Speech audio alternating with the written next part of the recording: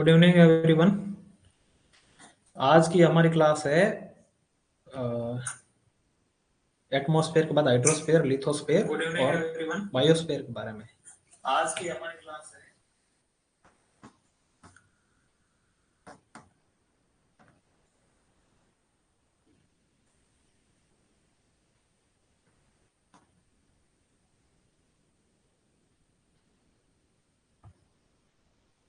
Basics of hydrosphere, lithosphere and biosphere. Earth पे 4 sphere है। Atmosphere के बारे में हमने कल पढ़ लिया था। एटमॉस्फेयर और हाइड्रोस्फेयर ये पोल्यूशन में ये मेन दो इंपॉर्टेंट चीज है। एटमॉस्फेयर यानी एयर पोल्यूशन के रिलेटेड, और आज हमारा मेन फोकस रहेगा हाइड्रोस्फेयर पे। हाइड्रोस्फेयर रिलेटेड है वाटर पोल्यूशन के। लिथोस्फेयर यानी लैंड पोल्यूशन, तो सॉइल पोल्यूशन के रिलेटेड इतने एग्जाम क्वेश्चन आते नहीं और इतना वेटेज है नहीं। और बायोस्फेयर इकोलॉजी के रिलेटेड है, तो ये बिल्कुल नहीं आता है अपने एग्जाम में। एक आध क्वेश्चन कई बार इकोलॉजी का आ जाता है, वो अलग बात है। तो मेन फोकस अपना हाइड्रोस्फेयर का रहेगा। बाकी लिथोस्फेयर और बायोस्फेयर के बारे में थोड़ा बेसिक एक बार जान लेंगे। तो हाइड्रोस्फेयर क्या है? Hydrosphere is the total amount of water on a planet. किसी भी प्लेनेट पे टोटल अमाउंट ऑफ वाटर किसी भी फॉर्म में, water on the surface, underground, in the air. It can be liquid, vapour और सॉलिड, यानी कि सॉलिड, लिक्विड, गैस, ठोस, द्रव, गैस अवस्था में जमीन सरफेस के ऊपर, अंडरग्राउंड ग्राउंड वाटर, और एयर के अंदर जो वाटर वेपर जल वाष्प रहती है, उस सभी की फॉर्म को कंबाइन करते हैं तो हाइड्रोस्फीयर बनता है। On Earth, liquid water exists on the surface in the form of ocean. पृथ्वी की सतह पे लिक्विड वाटर सबसे ज्यादा अमाउंट में है, सॉलिड वाटर कम है। सॉलिड वाटर कहाँ पे है? सॉलिड वाटर यानी आइस, ये हमारे आइस कैप्स में, mainly north pole, south pole में, और बाकी हिमालय जैसे और जो ग्लेशियर्स है वहाँ पे है। लिक्विड फॉर्म में ओशियन में मिल जाता है, सारे समुद्र, लेक यानी झीलें बड़ी बड़ी, मीठे पानी की, खारे पानी की, फ्रेश वाटर और सलाइन वाटर लेक, रिवर्स में, नदियों में मिलता है। और ग्राउंड वाटर भी एक बड़ा पोर्शन है, आगे हम पढ़ेंगे कि ग्राउंड वाटर कितना है। वेल यानी कुओं में, एक्वीफर्स यानी जो ग्राउंड वाटर को होल्ड करता है उस एरिया को क्या बोलते हैं? Aquifer. Water vapour is the most visible as cloud and fog. और वेपर फॉर्म में कहाँ रहता है? क्लाउड में, फॉग में, और बाकी एटमॉस्फेरिक एयर में भी। ऑन एन एवरेज एटमॉस्फेयर में 0.48% वाटर वेपर रहती है। जो रेंज हमने कल पढ़ी थी ना, 0 to 5%। अगर एवरेज एग्जाम में पूछते हैं, एक एग्जाम मैंने क्वेश्चन देखा था ये कि on an average what is the percentage of the water vapour in atmosphere, तो उसका आंसर हो जाएगा 0.48%। The frozen part of the earth, frozen part यानी जमा हुआ पानी, यानी कि बर्फ। Of the hydrosphere is the made of ice, वो बर्फ से बनी है, जो मिलता है ग्लेशियर्स में, आइस कैप्स में, आइसबर्ग्स में। The frozen part of the hydrosphere is named as cryosphere. जो सॉलिड पार्ट है हाइड्रोस्फेयर में, हम सॉलिड, लिक्विड और गैस, बर्फ को, पानी को और जल वाष्प, वाटर वेपर, तीनों को इंक्लूड करते उसको हाइड्रोस्फेयर बोलते हैं। उसमें सिर्फ अगर हम सॉलिड पोर्शन की बात करेंगे तो उसको क्या बोलेंगे? Cryosphere. Water is the most abundant substance at the surface of the earth. पृथ्वी की सतह पे सबसे ज्यादा कोई चीज है तो वो है पानी। About 1.4 billion kilometre cube of the water in the liquid and frozen form. पृथ्वी पर टोटल कितना पानी है? 1.4 बिलियन किलोमीटर क्यूब, लिक्विड और सॉलिड दोनों स्टेट को मिला के, ओशियन में, लेक में, ये सारा जगह मिलता है। Hydrosphere extend about 15 kilometre in the atmosphere. Troposphere कितने किलोमीटर होता है? 12 किलोमीटर। तो जनरली वाटर वेपर ट्रोपोस्फेयर मिलती है, थोड़ा बहुत स्ट्रेटोस्फेयर के नीचे वाले पोर्शन तक मिल जाती है, या ट्रोपोस्फेयर 18 किलोमीटर तक रहता है इक्वेटर में। तो जनरली वाटर वेपर हमें ट्रोपोस्फेयर में ही मिलता है। तो ऑन एन एवरेज सरफेस से 15 किलोमीटर हाइट तक जो हवा है उसमें वाटर वेपर आपको मिलेगा। और डेप्थ में जो 5 किलोमीटर तक हमें ग्राउंड वाटर मिल जाता है। जैसे कि सरफेस, जैसे समुद्र का सबसे नीचे का पार्ट है मैरियाना ट्रेंच, वो तो है 11 किलोमीटर। तो उस कंडीशन में 11 किलोमीटर मान सकते हो। बाकी जो सरफेस वाला एरिया है जहाँ पे जमीन है वहाँ पे ग्राउंड वाटर सरफेस से नीचे अप टू 5 किलोमीटर तक थोड़े अमाउंट में पानी मिल जाता है। अब हम बात करेंगे कि अर्थ पे पानी कितना है। तो टोटल अर्थ पे मान लो कि 100% पानी है। पहली बात रुको, ये जैसे अर्थ है, अर्थ पे 71% एरिया पानी से कवर है और 29% एरिया है वो लैंड है, वहाँ पे जमीन है। 29% एरिया पे जमीन है और 71% एरिया पे, 71% एरिया पे पानी है, महासागर है। ठीक है। पृथ्वी के कुल पानी को अगर हम 100 माने, टोटल मान लो कि पृथ्वी पे 100 लीटर पानी है, तो उसमें से 96.5 लीटर पानी है वो ओशियन में यानी समुद्र में। ठीक है। समुद्र का पानी होता है खारा, तो उसको बोलते हैं सलाइन वाटर। फ्रेश वाटर यानी मीठा पानी जो अपने पीने के लायक, वो पूरा अगर 100 लीटर पूरी धरती पे पानी है तो उसमें सिर्फ 2.5 लीटर पानी ही पीने के लायक है। ठीक है। और 96.5% पानी है वो है ओशियन में और 0.9% पानी है अदर सलाइन वाटर। बाकी पृथ्वी की जो सरफेस है वहाँ पे जो सलाइन वाटर खारे पानी की झीलें हैं वहाँ पे 0.9% पानी है। जैसे कैस्पियन सी हो गया, डेड सी हो गया, ऐसे ये मिडिल ईस्ट में बहुत सारी लेक्स है, रेड सी। अब ये 96% अपने काम का नहीं है, ये पीने के लायक है नहीं। अपने इंटरेस्ट किस में है? फ्रेश वाटर में। 2.5% पानी जो पीने लायक है, मीठा पानी है, उस पानी की बात करते हो। ये 96 और ये 0.5, 97.5% पानी अपने काम का नहीं है। अब ये जो 2.5% पानी है उसको अगर हम वापस 100 मान लें कि पृथ्वी पे टोटल मान लो कि पीने लायक पानी है 100 है, फ्रेश वाटर 100 है, तो उसमें से 68% है वो है ग्लेशियर और आइस कैप्स में।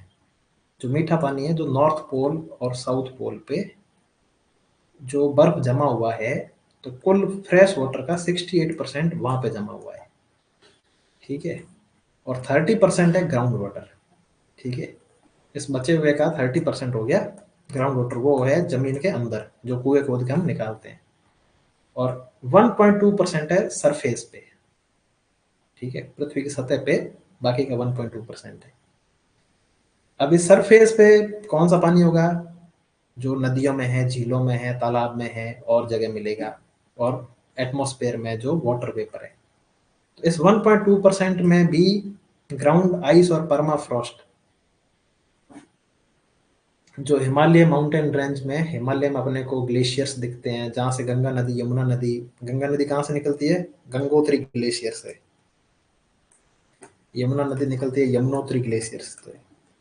तो ये भी पूरे बर्फ के बने हुए हैं। अभी बारिश के दिनों में गंगा में पानी कहाँ से आता है? बारिश का पानी आ जाता है। सर्दियों में पूरी बर्फ जम जाती है वो पानी, और गर्मियों में फिर धीरे धीरे बर्फ पिघलती है, तब गंगा में पानी रहता है। तो गंगा पेरेनियल रिवर है। पेरेनियल यानी जो पूरे साल चलती है, पूरे साल दिन में पानी आता है। ठीक है। अब राजस्थान में सिर्फ एक चंबल नदी है जो पेरेनियल है, जो पूरे साल चलती है। बाकी सारी नदियां राजस्थान की सीजनल है, एक पर्टिकुलर मौसम यानी मानसून के टाइम में चलती है।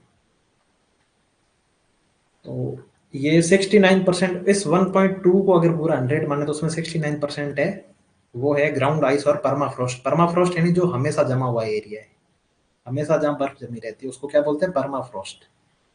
और लेक्स में है 20%, जो फ्रेश वाटर लेक्स है, lake superior, lake superior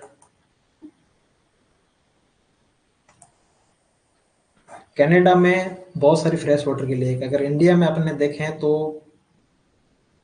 Wular lake है, वूलर लेक है सबसे बड़ी फ्रेश वाटर लेक है इंडिया में। अपने राजस्थान में जैसे उदयपुर में है पिछोला लेक है, हो गई फतेह सागर लेक हो गई, ये सारी मीठे पानी की झीलें हैं, तो इनमें है। बाकी रिवर्स में है 0.49%। तो कई बार इनकी सीक्वेंस आ जाती है एग्जाम में। ये अगर आपको हिंदी में पढ़ना है, किसी को कोई दिक्कत है तो ये नोट कर सकता है।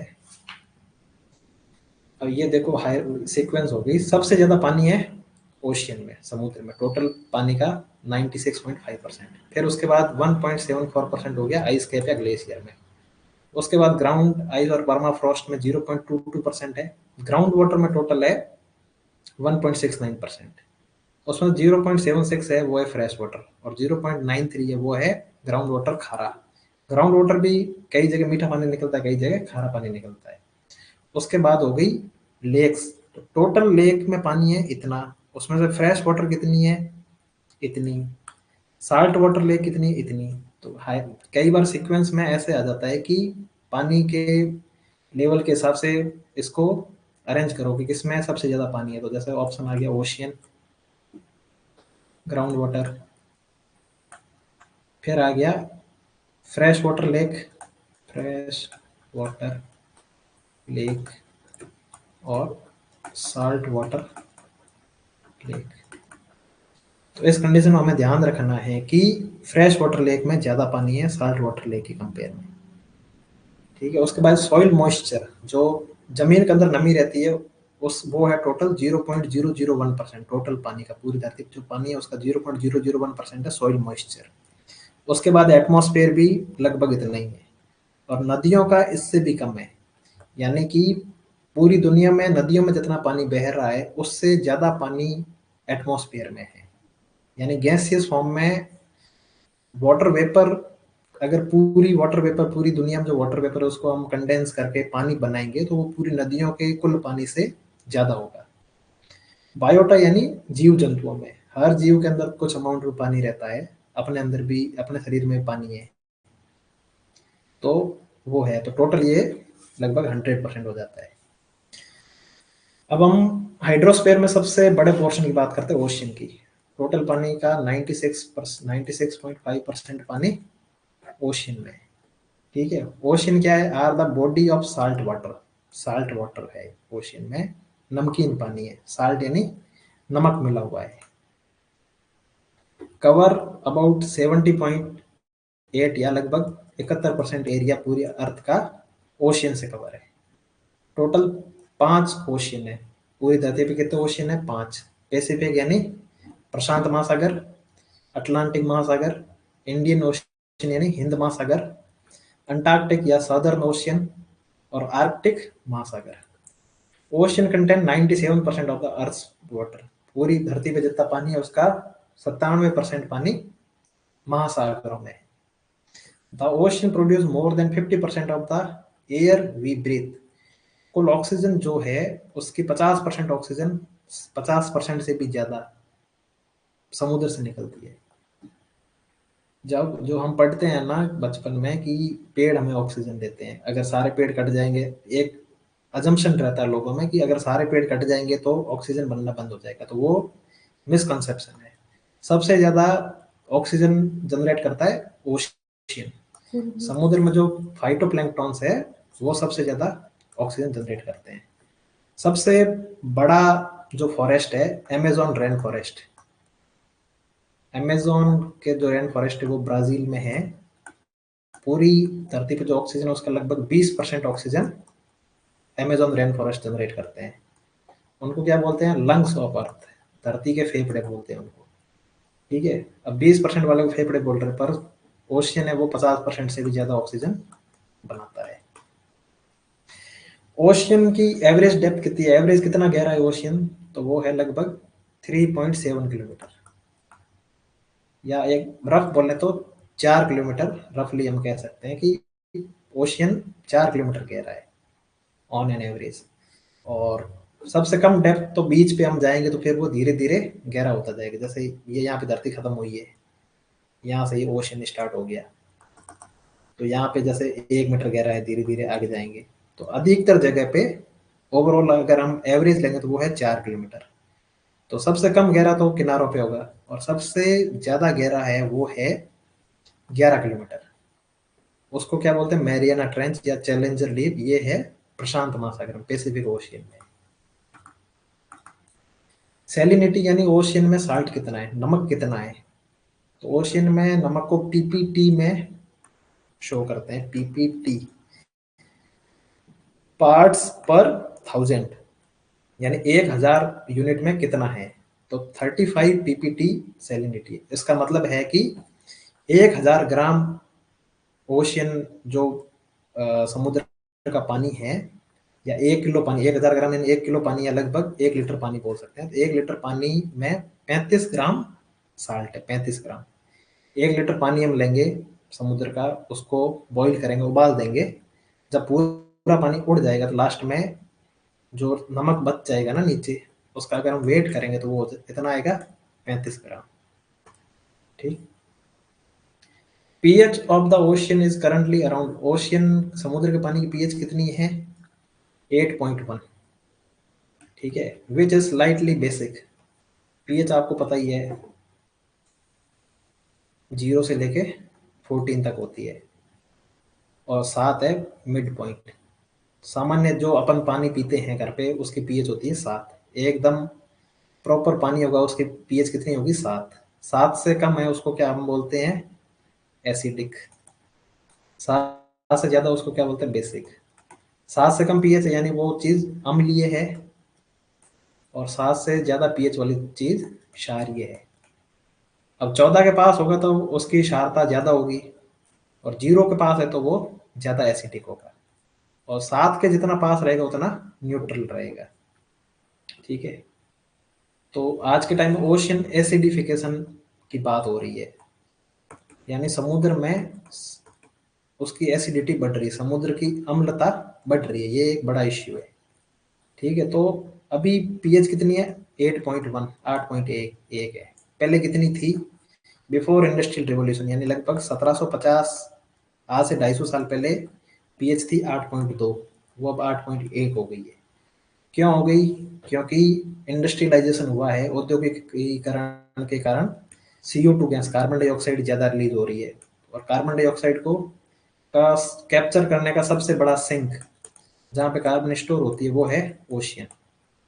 तो ओशियन का जो पानी है H2O, वो रिएक्ट करता है कार्बन डाइऑक्साइड के साथ, और H2CO3 कार्बोनिक एसिड बना देता है।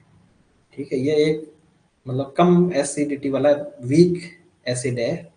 इसकी खुद की पीएच लगभग 6 के आसपास होती है। तो इसकी वजह से जो ओशियन है उसकी पीएच 8.2 से 8.1 हो गई है। 8.2 से 8.1, ये मतलब स्लाइड चेंज आपको दिख रहा है, बट पीएच की स्केल होती है वो लॉगरिथम होती है। ठीक है। यानी कि 8 से 7 अगर हो गया है, अगर हो जाएगा समुद्र, इसका मतलब है कि 10 गुना, एक पीएच में 1 पॉइंट बढ़ने पे 10 गुना सांद्रता बढ़ जाती है।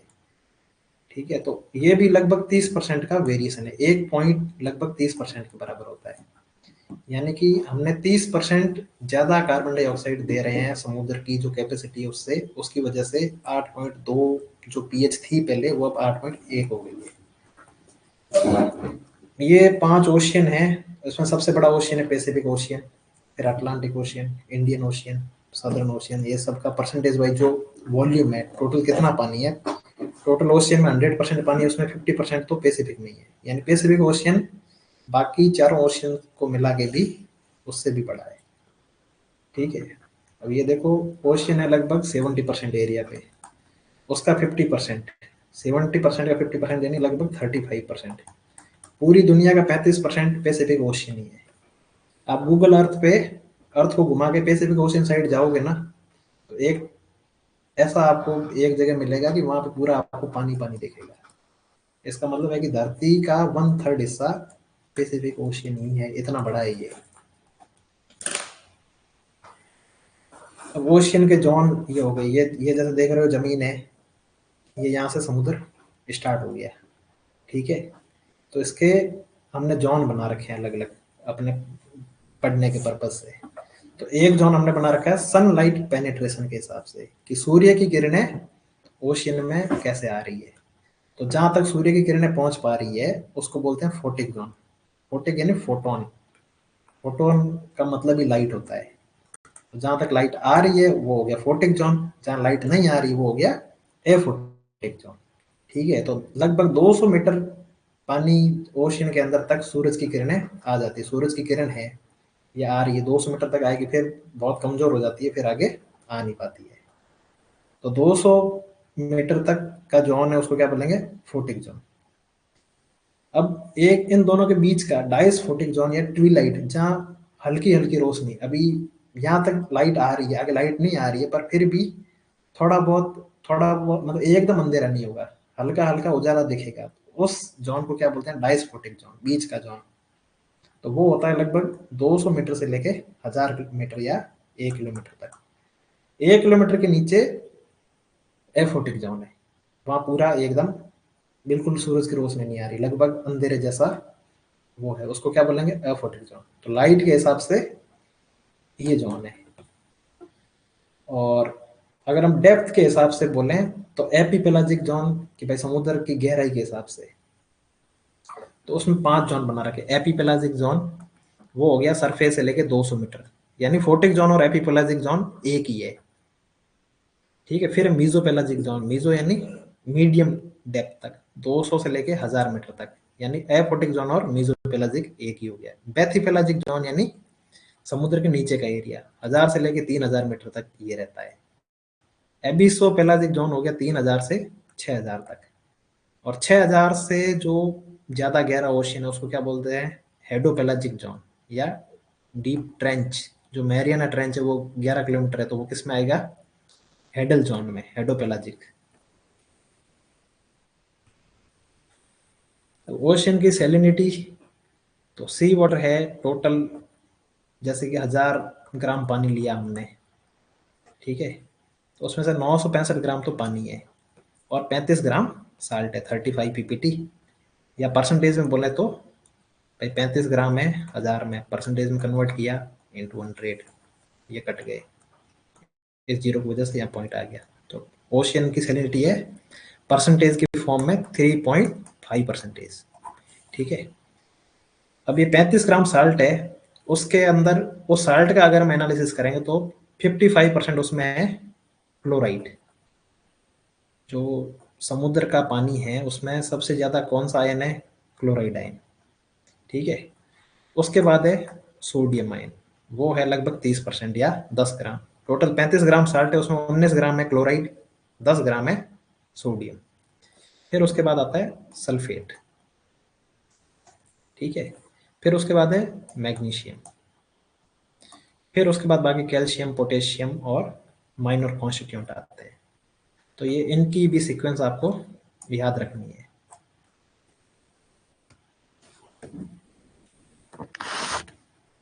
अब हम पढ़ते हैं ओशियन का टेम्परेचर।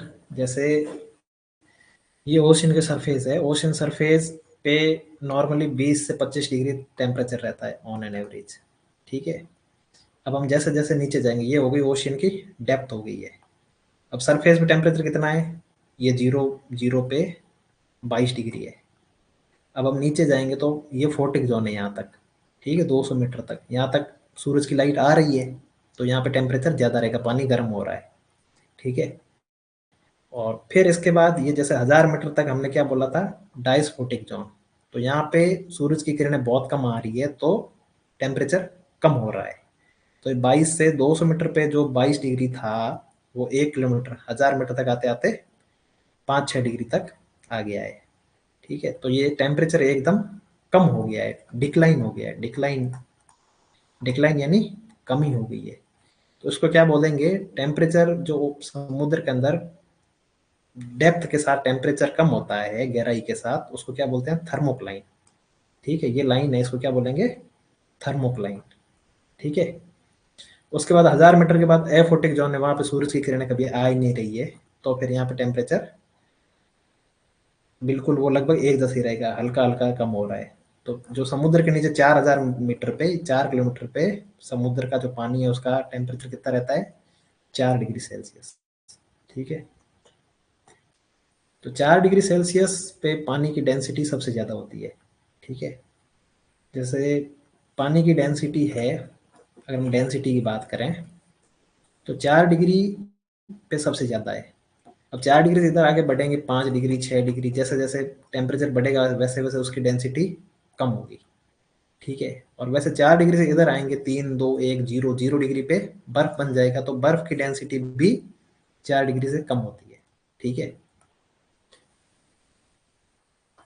इसी तरह सैलिनिटी की बात करें तो जैसे सरफेस पे सैलिनिटी कितनी है, 35.5 लगभग, वही 35 ppt, 1 लीटर में 35 ग्राम साल्ट है। ठीक है, जैसे जैसे हम नीचे आएंगे तो 500 मीटर पे ये लगभग 35 से 34 हो जाएगा। ठीक है, तो ये डेप्थ के साथ, गहराई में के साथ जो सैलिनिटी कम हो रही है, जो लवणता कम हो रही है समुद्र के पानी की, उसको क्या बोलते हैं, हेलोक्लाइन। ठीक है, तो सैलिनिटी कम होती है उसको क्या बोलते हैं, हेलोक्लाइन। टेम्परेचर कम हो रहा है उसको क्या बोल रहे हैं, थर्मोक्लाइन।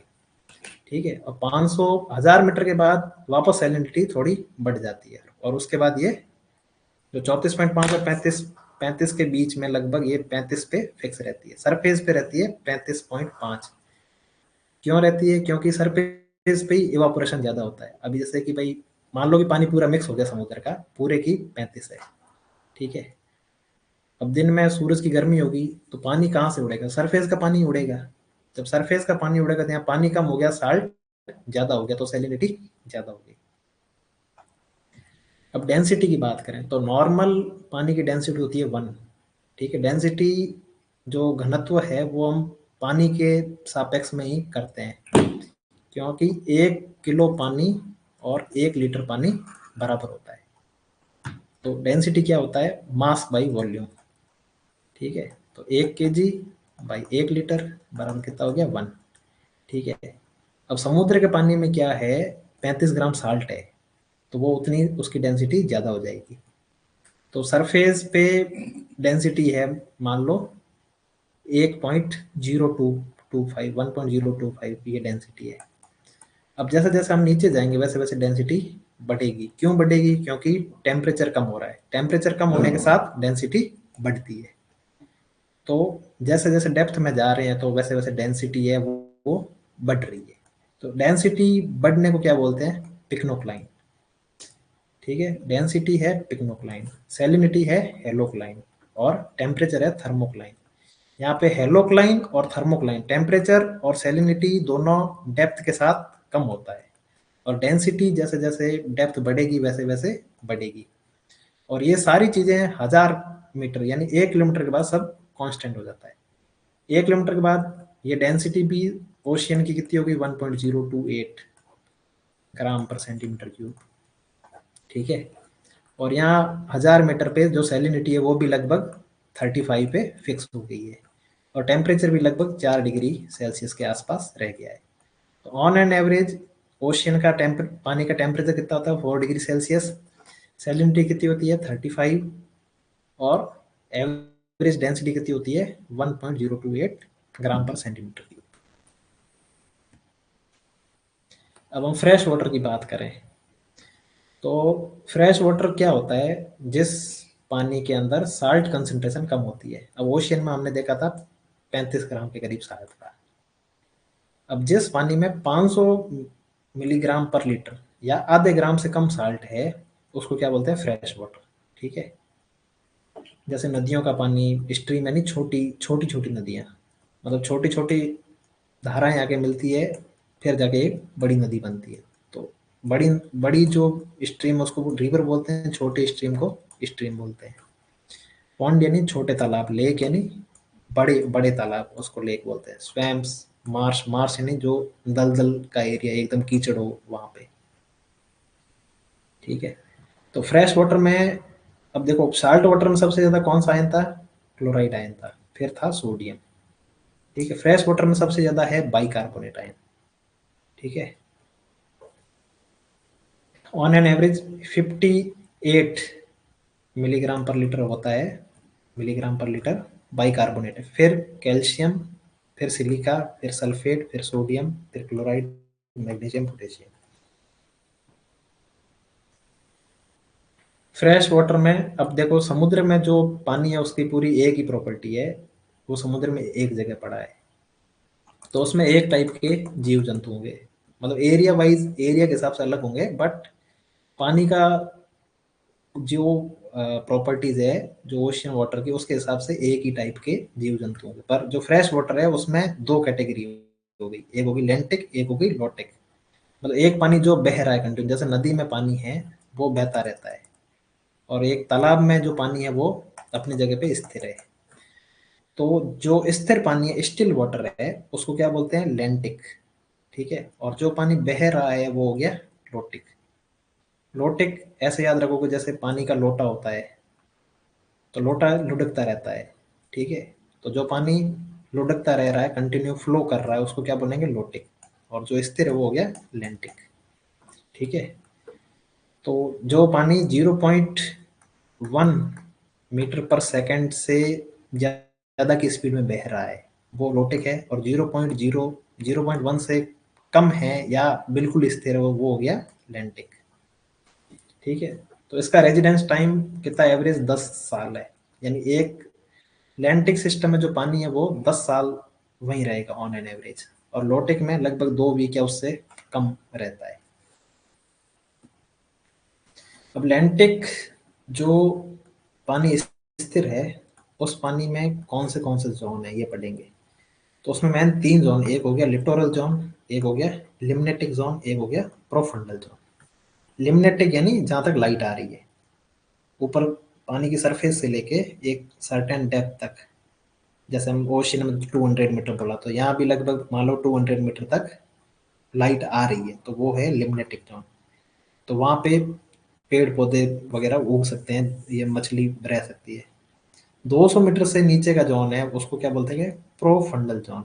ठीक है। या बेंथिक जोन।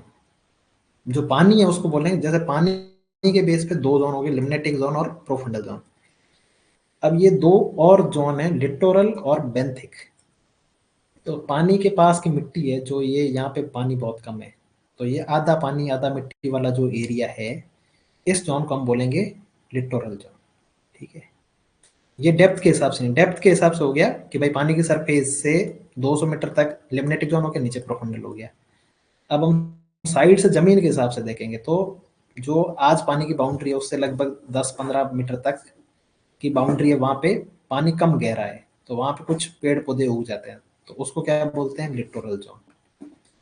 और जो जैसे एक तालाब के बीच का एरिया है जो सबसे गहरा है, वहां नीचे की जो मिट्टी है उसको क्या बोलते हैं? Benthic zone. ये यहाँ की जो मिट्टी है जहाँ पे कुछ नहीं होता है वो हो गया बेंथिक जोन। ठीक है। इसके अंदर भी वही थर्मल स्ट्रेटिफिकेशन है, यानी हाइट के साथ नीचे जाएंगे वैसे वैसे टेम्परेचर कम होगा। तो जो सबसे ऊपर का जोन है वहाँ टेम्परेचर ये लगभग 25 डिग्री के आसपास है, उसको बोलते हैं एपिलिमनियन। ठीक है। उसके बाद 200 मीटर के बाद टेम्परेचर कम हो रहा है, उसको क्या बोलते हैं? मेटालिमनियन या थर्मोक्लाइन। जो टेम्परेचर कम हो रहा है ये हो गया थर्मोक्लाइन जोन। ठीक है।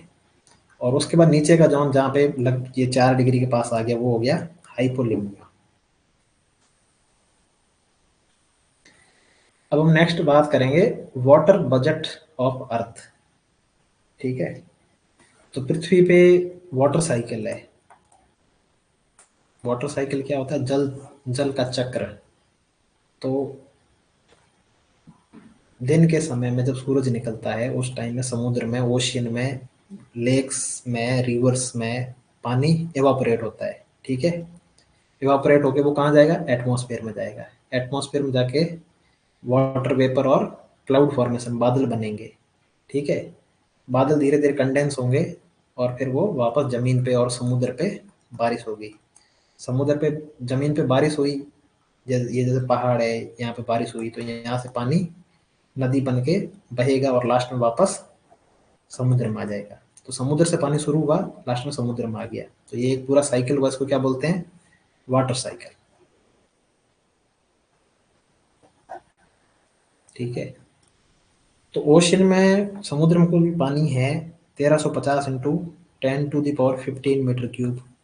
एटमॉस्फेयर में इतना पानी है और जमीन पे इतना पानी है। तो एक साल में समुद्र से टोटल 361 इंटू, ये अब सारे जो एवापोरेशन यानी वाष्पीकरण ये जो हो रहे हैं ये सारे 10⁻12 में है, 10⁻12 मीटर क्यूब में। तो 361 यूनिट एवापोरेशन होता है समुद्र से। ठीक है। और जमीन पे जो पानी है, जो लेक्स में है, रिवर्स में, वहां से टोटल एवापोरेशन कितना हो गया? 62। तो टोटल कितना एवापोरेशन हो गया? 361 और 62 कितना हो गया? 413 इंटू 10⁻12 मीटर क्यूब एक साल में अर्थ सरफेस से एवापोरेशन होता है। अब ये जितना एवापोरेट होगा उतनी वापस बारिश होगी। तो बारिश ओशियन पे कितनी हो रही है? 324, 324। और धरती पे कितनी बारिश हो रही है? 99, 99। 324 और 99 कितने हो गए? ये हो गए वापस, ये 423 हो गए, ये भी वापस 423 हो गए। ठीक है। अब हम धरती की बात करें, धरती पे इवापोरेशन कितना हुआ? 62। भाई 62 यूनिट पानी एटमॉस्फेयर में गया, पर बारिश ज्यादा हो गई। ठीक है, कितनी ज्यादा हुई है? 66। 99 माइनस 62 कितनी हुई? 37। तो 37 यूनिट एक्स्ट्रा जो बारिश हुई है वो या तो ग्राउंड वाटर में चला जाएगा या फिर रन ऑफ यानी नदियों के थ्रू वापस ओशन में मिल जाएगा। तो 37 यूनिट ओशन में मिल जाएगा। तो ये टोटल ओवरऑल नेट जीरो हो जाएगा। तो इसको क्या बोलते हैं? Water budget. धरती का जो वाटर बजट है वो ये है। अब हम लिथोस्फीयर की बात करें तो लिथोस्फीयर क्या है? भूमंडल, धरती की बात। ठीक है, ये पूरी अर्थ है, इसमें हवा और पानी को निकाल दो, जो बाकी का पोर्शन बचा है उसको क्या बोलेंगे? Lithosphere. Lithosphere is the solid यानी सॉलिड ठोस पार्ट है। अब एटमॉस्फेयर क्या है? गैसियस पार्ट है, गैस के फॉर्म में रह रहा है। हाइड्रोस्फीयर क्या है? मेनली लिक्विड फॉर्म में। लिथोस्फीयर सॉलिड फॉर्म में। Outer part of the earth, पृथ्वी की बाहरी सतह, ये जो सतह है इसको हम लिथोस्फीयर बोलते हैं। The lithosphere include upper portion of the mental and crust. जो धरती, जैसे ये धरती है तो धरती की रेडियस कितनी है? ये धरती का सेंटर है, यहाँ से ये जो डिस्टेंस है ये कितनी है? 6371 किलोमीटर। ठीक है। इक्वेटर पे रेडियस कितनी है? 6378 है। और पोल पे कितनी है? 6356 है। यानी धरती पूरी तरह से गोल नहीं है, पोल पे थोड़ी सी कम रेडियस है और बीच में इक्वेटर पे ज़्यादा है। ठीक है, लगभग गोल ही है, ये बहुत कम फर्क है, लगभग 22 किलोमीटर का है, पर कुछ इस शेप की, पूरी गोल नहीं है। ठीक है, तो जो सेंटर का पोर्शन है यहाँ से ये लगभग 6400 किलोमीटर की डिस्टेंस है। इसको हमने 3 हिस्सों में बांटा है। ऊपर के पोर्शन को बोलते हैं हम क्रस्ट, फिर मेंटल, फिर उसको सबसे नीचे का पोर्शन सेंटर तक को बोलते हैं कोर। तो लिथोस्फीयर है, उसमें क्रस्ट पूरा आता है। ठीक है, और अपर पोर्शन ऑफ मेंटल आता है। ये कई बार एग्जाम में क्वेश्चन आता है कि lithosphere include crust, mental, crust plus mental, ocean crust and lithospheric mental, मतलब कुछ भी ऑप्शन दे सकते हैं। तो उसमें आपको करेक्ट क्या करना है? Crust plus upper mantle. ठीक है, it is bounded by the atmosphere above. Lithosphere के ऊपर क्या है? एटमॉस्फेयर है। भाई पृथ्वी की जहां पे सतह खत्म हो गई उसके ऊपर क्या है? हवा है, वहां पे एटमॉस्फेयर स्टार्ट हो जाता है। और नीचे क्या है? एस्थेनोस्फेयर। जो मेंटल है, अर्थ का पोर्शन है, उसके अंदर एक अलग से जोन है, उसको क्या बोलते हैं? एस्थेनोस्फेयर। जो टेक्टोनिक प्लेट्स होती है वो एस्थेनोस्फेयर पे चलती है। तो अर्थ की हम बात करें तो अर्थ की रेडियस कितनी हो गई? लगभग 6371 किलोमीटर है। तो इसका डायमीटर कितना हो गया बताओ? डायमीटर या व्यास। व्यास क्या होता है? यहाँ से लेके यहाँ तक पूरा, यानी 2 इंटू रेडियस। त्रिज्या को 2 से गुणा करोगे तो व्यास आ जाएगा। तो लगभग 12,750 के अप्रोक्स है किलोमीटर व्यास है। सरकमफेरेंस, पृथ्वी का पूरा एक चक्कर लगाओगे घूम के तो वो कितना हो जाएगा? लगभग 40,000 किलोमीटर। ठीक है, सरफेस एरिया कितना है अर्थ का? इतना है, 510 मिलियन किलोमीटर स्क्वायर। ठीक है, ये अर्थ का वॉल्यूम है। और डेंसिटी कितनी है अर्थ की? 5.5, 5.5 ग्राम पर सेंटीमीटर क्यूब। ठीक है, ये लिथोस्फेयर में देखो, जो सबसे ऊपर का पोर्शन आ गया, ये पोर्शन है अपना क्रस्ट। ठीक है, और फिर ये हो गया मेंटल, फिर ये हो गया कोर। ठीक है, तो लिथोस्फेयर है क्रस्ट और अपर मेंटल। ठीक है, तो 0 से लेके 2900 किलोमीटर तक हम क्रस्ट मानते हैं इसको। 2900 से लेके 5100 किलोमीटर तक लगभग मेंटल हो गया, फिर नीचे कोर आ गया। और अर्थ की जो डेंसिटी है वो जैसे जैसे हम नीचे जाएंगे वैसे वैसे बढ़ेगी। जैसे क्रस्ट में सबसे ऊपर के पोर्शन में डेंसिटी कितनी होती है, लगभग 2.9। ठीक है, मेंटल में नीचे जाएंगे तो डेंसिटी कितनी है, 2.9 से लेकर 5.7 तक रहती है। और कोर में 9.5 से लेकर 13.1 तक डेंसिटी रहती है।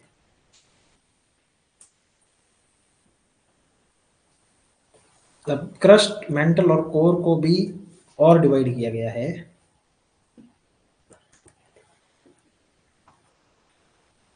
ये जैसे ये क्रस्ट हो गया, ये मेंटल है, ये कोर है। तो क्रस्ट को मेंटल से जो अलग करती है, जो लाइन अलग कर रही है, उसको क्या बोलते हैं हम, मोहोरोबिक डिसकंटिन्यूटी। यानी यहाँ से कंटिन्यू क्रस्ट चल रही थी, क्रस्ट चल रही थी, यहाँ पे मेंटल आ गया तो डिसकंटिन्यू हो गया, तो इसको क्या बोलेंगे, मोहोरोबिक डिसकंटिन्यूटी। ठीक है। और जो मेंटल को कोर से अलग करती है उसको क्या बोलेंगे, गुटेनबर्ग डिसकंटिन्यूटी। गुटेनबर्ग डिसकंटिन्यूटी को मेंटल और कोर को डिफरेंशिएट करती है। ठीक है। अब क्रस्ट के भी दो पार्ट कर दिए हमने, इतने पोर्शन को बोल दिया अपर क्रस्ट, ऊपर का क्रस्ट, ये हो गया लोअर क्रस्ट या नीचे का क्रस्ट। ठीक है। तो जो क्रस्ट और क्रस्ट, अपर क्रस्ट को लोअर क्रस्ट से जो अलग कर रहा है उसको क्या बोल, उस डिसकंटिन्यूटी को बोलते हैं कोनार्ड। क्या नाम है, कोनार्ड डिसकंटिन्यूटी। वैसे ही मेंटल को मेंटल से, अपर मेंटल को लोअर मेंटल से जो अलग कर रहा है वो हो गया रैपिड डिसकंटिन्यूटी।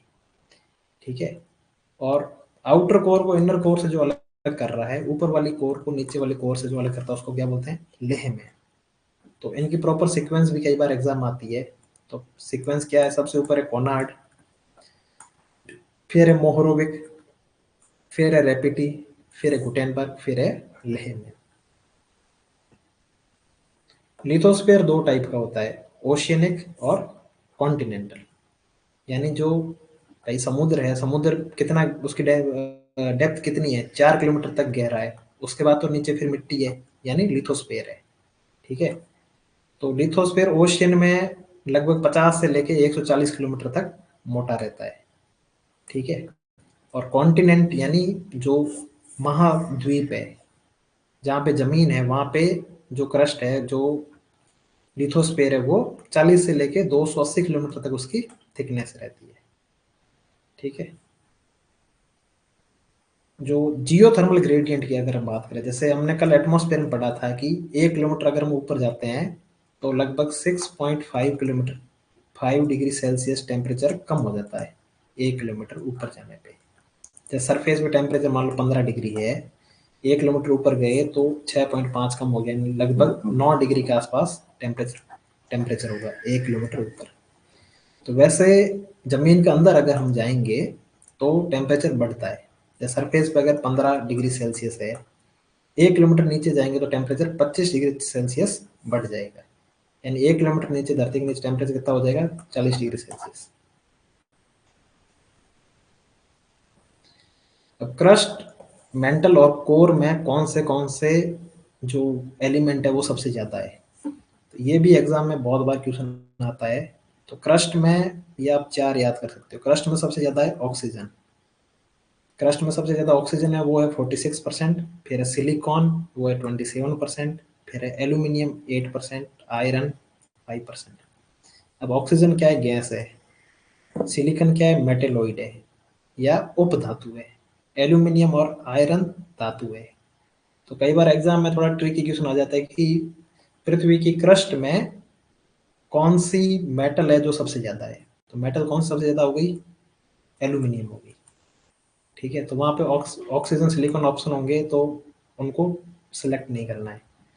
कई बार ऐसा पूछ लेते हैं जैसे ऑक्सीजन गैस है तो नॉन गैसियस एलिमेंट कौन सा सबसे ज्यादा है, तो उस कंडीशन में सिलिकॉन आंसर हो जाएगा। और अगर हम मेंटल की बात करें तो मेंटल में सबसे ज्यादा ऑक्सीजन है, फिर मैग्नीशियम है, फिर सिलिकॉन है। ये दोनों ऑलमोस्ट ऑलमोस्ट इक्वल है, तो इनका थोड़ा आपको ध्यान रखना है। जैसे क्रस्ट, क्रस्ट को हम बोलते हैं सियाल, जैसे एक टर्म है सियाल, सियाल यानी सिलिकॉन एल्यूमिनियम, यानी क्रस्ट में सबसे ज्यादा सिलिकॉन और एल्यूमिनियम है। तो ऑक्सीजन को हटाओ तो फिर आपको दिखेगा ये सिलिकॉन है, फिर एल्यूमिनियम है। तो ऐसे ही मेंटल को हम बोलते हैं सीमा, सिलिकॉन और मैग्नीशियम। तो इससे कई बार कंफ्यूजन हो जाता है, अपने को लगता है कि सिलिकॉन ज़्यादा है मैग्नीशियम कम है, जबकि यहाँ पे उल्टा है। मैग्नीशियम 22.8% है, सिलिकॉन 21.5% है। ये 2 साल पहले हरियाणा पॉल्यूशन बोर्ड में ये एग्जाम आया था, ये मेंटल के अंदर जो अर्थ एलिमेंट है उनकी सीक्वेंस पूछी थी। और कोर में, कोर को हम बोलते हैं निफे, सियाल सीमा निफे 3 लेयर है जो अर्थ की। तो कोर को हम निफे बोलते हैं, तो निकल और फेरस आयरन, ठीक है। तो कोर में सबसे ज्यादा आयरन है 85%, फिर है निकल 5% और बाकी के 10% अदर है। अगर हम ओवरऑल अर्थ की बात करेंगे, पूरी अर्थ में सबसे ज्यादा क्या है, तो सबसे ज्यादा आयरन है 35%, फिर ऑक्सीजन 30% और फिर सिलिकॉन है 15%। बायोस्फीयर, बायोस्फीयर वो जोन है जहाँ पे जीव रह सकते हैं, जहाँ पे जीवन है। ये जैसे जहाँ पे एटमॉस्फेयर, जहाँ हवा भी है, जहाँ लैंड भी है, जहाँ पानी भी है, जहाँ सारी चीज़ों की अवेलेबिलिटी है, जहाँ पे जीवन संभव है, तो उस एरिया क्या बोलेंगे, बायोस्फीयर। बायोस्फीयर इन टॉप में माउंट एवरेस्ट, लगभग 9 किलोमीटर ऊपर तक जीवन संभव है। और धरती के नीचे मैरियाना ट्रेंच 11 किलोमीटर, यानी लगभग 20 किलोमीटर के एरिया के अंदर ही जीवन संभव है। तो 20 किलोमीटर की मोटी लेयर ही बायोस्फीयर है। तो बायोस्फीयर मतलब मेनली इकोलॉजी में हम पढ़ते हैं, इकोलॉजी पूरा सब्जेक्ट बायोस्फीयर के बारे में ही है, तो वो अपने सिलेबस में इतना है नहीं। पर इकोलॉजी में जैसे कि सबसे पहले एक छोटा जीव होता है, इंडिविजुअल ऑर्गेनिज्म। जैसे एक अकेला जीव, एक खरगोश है, ठीक है, तो उसको क्या बोलेंगे, इंडिविजुअल ऑर्गेनिज्म। बहुत सारे खरगोश आसपास के एरिया के मिलके क्या होगी, खरगोश की पॉपुलेशन हो जाएगी, ठीक है। अब खरगोश क्या कर रहा है, गाजर खा रहा है, तो गाजर की फसल हो गई। और कोई घास खा रहा है, कोई उसके खरगोश के जैसे ही और कोई जीव जंतु उसके दोस्त हो गए, तो वो हो गई कम्युनिटी। यानी अलग अलग 3-4 टाइप की पॉपुलेशन मिलके कम्युनिटी बनाती है। अलग अलग कम्युनिटी एक बड़े एरिया मिलके क्या बनाती है, इकोसिस्टम बनाती है, ठीक है।